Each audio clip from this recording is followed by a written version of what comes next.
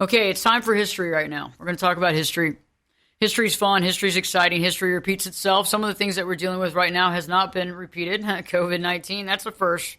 But, as we see the riots, that's being repeated. But we want to talk about history in a part where it's actually positive. We got a heroic figure here. And we're going to talk about a situation from the Civil War with Dan Nelson, our historian and genealogist. And then we're going to talk about part two in next week's show. So we're going to cliffhang this a little bit. Dan, it's great to have you here on Live Your True Life Perspectives. How are you doing today? Doing great. Good afternoon, Ashley. Hey, great to have you, Dan. I can't wait to hear more about your historical story today. And I know that we're going to cliffhang it a little bit for next week. Where do you want to begin in our day in history today? Well, we'll begin on Saturday, May 16th, 1863. And this story actually overlaps and matches perfectly to today by a 137-year difference. In other words, May 16th was a Saturday in 2020 and in 1863. So we'll actually go through today's dates as the story goes on. So I'll give you a little background with the Civil War here. I had ancestors on both sides, so not picking sides here. Fortunately, they were never shooting at each other that I've been able to find. But my great-great-grandfather, Henry Smith Adams, he was part of Grant's campaign in Vicksburg. He was a Union soldier. He kept diaries before the Civil War, during the Civil War, and after the Civil War, and he wrote letters home. And all that's been compiled into a book, and I'm sure I've got a lot of his DNA. Give you a little of the battle description, talk about riots and rockets. Basically, they marched forward under galling fire from the enemy. The enemy was sheltered behind a dwelling house, and heavy timber gave them big advantage, and they poured heavy fire upon the company. So this is what my ancestor wrote that day, when he recorded his diary. Every day he commented on the weather. He said, weather pleasant. I won't read the weather every day, but he says, we raised camp near and marched in the direction of Edwards Station, Mississippi. We engaged the enemy at 1 o'clock. The fight was terrible, and but a short time had expired until the rifle ball struck me in the right eye. I left the battlefield for a place of security. So he got shot in the eye in the midst of all this craziness, and he went to find some shelter. So that day, 142 men were killed or wounded in that battle of the Union Army. So when he gets shot in the right eye, you say, well, what does that actually mean? Well, here's what was written in his pension application. It says, a gunshot wound entering my right eye and coming out before and above the right ear, carrying away a portion of the eyelid, the eyeball entirely, and the bone surrounding the eye for half the circle of the eye. And also a cut and broken down to the joint of the cheekbone, which causes the jaw to be weak and slide out of joint every time the mouth is agape. And he goes on to say, I was a poor hand at best to labor and entirely disqualified in dust or disagreeable weather. And he was pensioned for his loss of eyesight. He actually was quite an accomplished person, but we'll talk about that next week. But, this is a serious injury. This wasn't a scrape or a hangnail by any means. And just sort of going through day by day how he sort of viewed this is what I would call the heroic part, where he wasn't complaining and whining. So next day he says, I found a nice shade for a resting place, and accommodations are good considering the circumstances. My wound is very painful, but it's supposed to not be dangerous, yet I am compelled to keep to my blanket. Next day I remain under the old peach tree. My wound is very sore. I'm doing as best as could be expected from such an injury. Pioneer Corps is building a hospital, and I hope soon to be removed to it. Next day, food is very scarce. I'm living entirely off the country. Time passes slowly, and I am deprived of reading by the loss of my eye, but I hope I shall soon be able to read with one eye. So he had ambition there, so that was good. Next day, my eye pains me pretty severely. I move to the shed prepared for us. I live on soup and mush with coffee now, and then hope soon to leave this country. And that wasn't Starbucks coffee.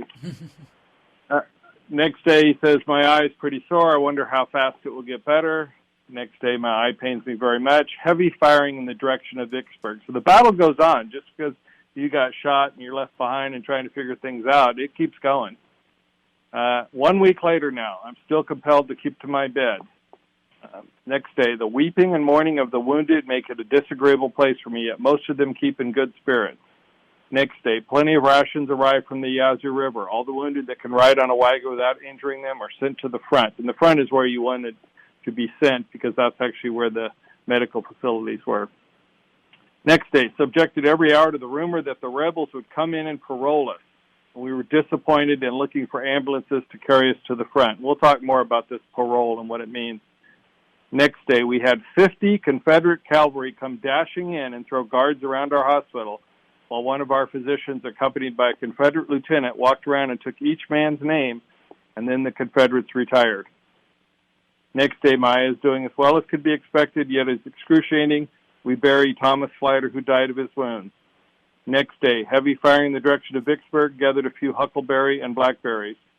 So here it is, 2 weeks after his injury, and he's saying, very heavy firing in the direction of Vicksburg. It continued all day. My eye is very painful. I can neither lay down or sit up with any peace or comfort.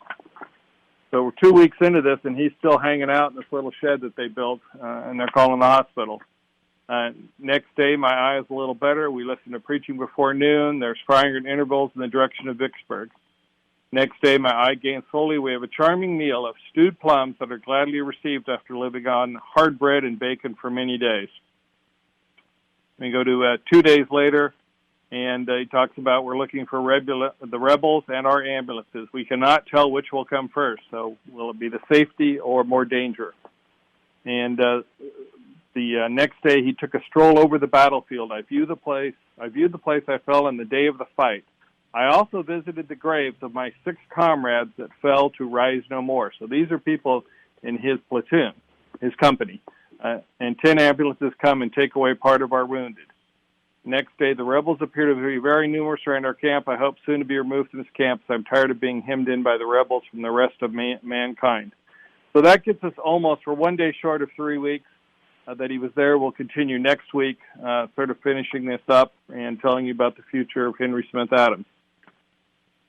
I can't wait to hear the future of Henry Smith Adams. Very interesting stuff here. Wow. And how are you related? He's my great-great-grandfather. Wow. That's pretty cool. How long did it take you to find all this information and be able to, go through all this data and figure all this out? Quite a while, because I grew up hearing there was a diary, but I didn't, I grew up in California. My relatives were more concentrated in Oklahoma, Texas, places, Kansas. And so when I moved here, over time I was able to make contact with a branch of the family that supposedly had the diary. Then it turned out it was actually out of the family. It was with a non-blood relative. It just sort of got passed down that way.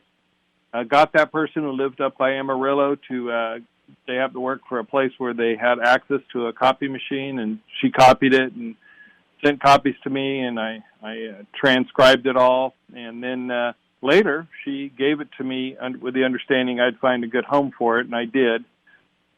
So it's now residing in the Ulysses S. Grant Special Collection, which we could sit here for hours and guess where that might be. But surprisingly, it's in Statesville, Mississippi, at Mississippi State University. So Ulysses Grant's story is housed in the South, in a state that he invaded several times. That's awesome. Dan, I can't wait to see you next week and us to continue and figure out more about what happens to him. Very powerful stuff. I look forward to seeing you next week. All right. Thank you, Ashley.